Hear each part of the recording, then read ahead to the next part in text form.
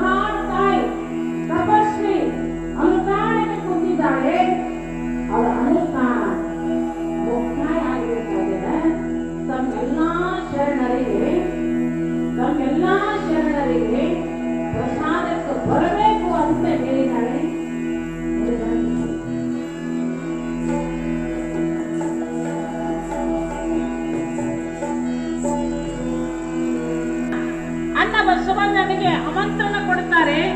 ಕದಡಿಯ ಬಣಕ್ಕೆ 1,96,000 ಜಂಗಮರು ಪ್ರಸಾದಕ್ಕೆ ಬರಬೇಕು ಅಂತ ಹೇಳಿ ಆಮಂತ್ರಣವನ್ನು ಪಟ್ಟು ತಿರುಗಿ ಬರ್ತಾರೆ.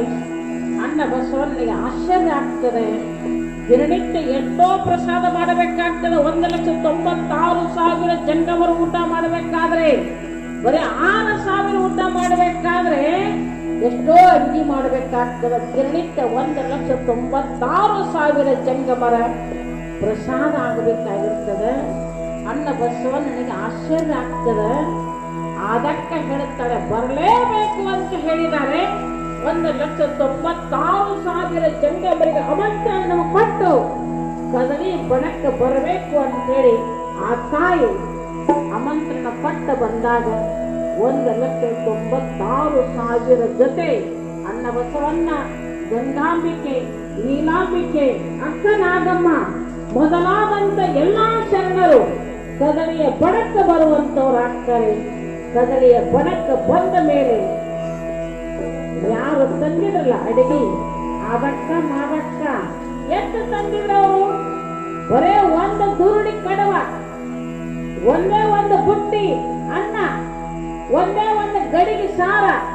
ಆ ಸಾರಿನಲ್ಲಿ ತಾಯಿ ಲಿಂಗಮ್ಮ 1,96,000 ಜಂಗಮರನ್ನ ಪ್ರಸಾದಕ್ಕೆ ಕೂಡಿಸುವಂತವಳಾಗ್ತಾಳೆ. 1,96,000 ಜಂಗಮರನ್ನ ಪ್ರಸಾದ ಕೂಡಿಸ್ತಾರೆ. ಯಾವ ತಂದಿರ್ತಕ್ಕಂಥ ಬುಟ್ಟಿ ಮೇಲೆ ತನ್ನ ಅಮೃತ ಹಸ್ತವನ್ನು ಇಡ್ತಾಳೆ ತಾಯಿ ಲಿಂಗಮ್ಮ. ಇಟ್ಟು ಸಂಕಲ್ಪ ಮಾಡ್ತಾಳೆ, ಈ ತಂದಿರ್ತಕ್ಕಂಥ ಅನ್ನ 1,96,000 ಗಣಗಳಿಗೆ ತೃಪ್ತಿಯಾಗಬೇಕು ಅಂತ ಸಂಕಲ್ಪ ಮಾಡ್ತಾರೆ ತಾಯಿ. ತೃಪ್ತಿ ಆಗಬೇಕು ಅಂತ ಸಂಕಲ್ಪ ಮಾಡ್ತಾರೆ.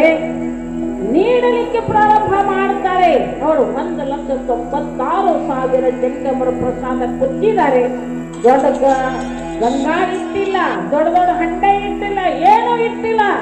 ಕೇವಲ 2 ಬುಟ್ಟಿ ಅನ್ನತಕ್ಕಂಥ ಕಡವನ್ನ ನೀಡಲಿಕ್ಕೆ ಪ್ರಾರಂಭ ಮಾಡುತ್ತಾರೆ. ಆದಷ್ಟು ಹೇಳ್ತಾರೆ, ಮುಂದೆ ಜುಳು ನೀರು ಹರಿತಿದ್ದು ಒಂದೊಂದ ಪರಿಹಾರ ಕೊಡುತ್ತಾರೆ, ಒಂದು ಮಗಿ ಕೊಡುತ್ತಾರೆ. ಪಟ್ಟು ಹೇಳ್ತಾಳೆ, ಅಲ್ಲಿ ಹೋಗು, ಅಲ್ಲಿರ್ತಕ್ಕಂಥ ತುಪ್ಪ ತಗೊಂಡು ಬಾ. ನೋಡು, ಆ ತಾಯಿ ಹೇಳ್ತಾಳೆ, ಇರ್ತಕ್ಕಂಥ ತುಪ್ಪ ತಗೊಂಡು ಬಾ. ಅಕ್ಕಿ ಅಂತಾಳೆ, ಯಾವಾಗ ನೀರಲ್ಲ, ಭಗವಂತ ಇವತ್ತಿನ ದಿನ ಊಟಕ್ಕೆ ಎಡೆ ಮಾಡಿರ್ತಕ್ಕಂಥ ತುಪ್ಪದ ತಗೊಂಡು ಬಾ ಅಂತ ಹೇಳ್ತಾಳೆ. ನೋಡು, ಹೋಗಿ ತುಪ್ಪ ತಗೊಂಡು ಬರ್ತಾರೆ. ಅದ ನೀರು ಹೋಗಿ ತುಪ್ಪ ಆಗಿರ್ತದೆ. 1,96,000 ಜಂಗಮರಿಗೆ ಕಡವ ನೀಡುತ್ತಾರೆ, ತುಪ್ಪ ನೀಡುತ್ತಾರೆ. ಒಂದೇ ಬುಟ್ಟಿ ಅಡಿಗೆಯಲ್ಲಿ ಇಡೀ ಸಮಾಜಕ್ಕನೇ ಒಂದೇ ಒಂದು ಬುಟ್ಟಿ ಅನ್ನ ನೀಡಿ ತೃಪ್ತಿ ಪಡಿಸ್ತಾರೆ. ಪ್ರಸಾದ ಆಗ್ತದೆ. ಎಲ್ಲ ಜನರಿಗೆ ಆಶ್ಚರ್ಯವೇ ಆಶ್ಚರ್ಯ. ಊಟ ಆದ್ಮೇಲೆ ದರ್ಶನ ಕೊಡ್ಬೇಕು. ಮಳಿಯರು ಬರಲ್ಲ, ಮಳಿಬೇಕು ಅನ್ನೋದು, ಮಳಿ ಬರ ಓಡಾಕ ಚಾಲು ಮಾಡೋದು. ಈ ಕೈಗಳು ಏನಾಗ್ತೈತಿ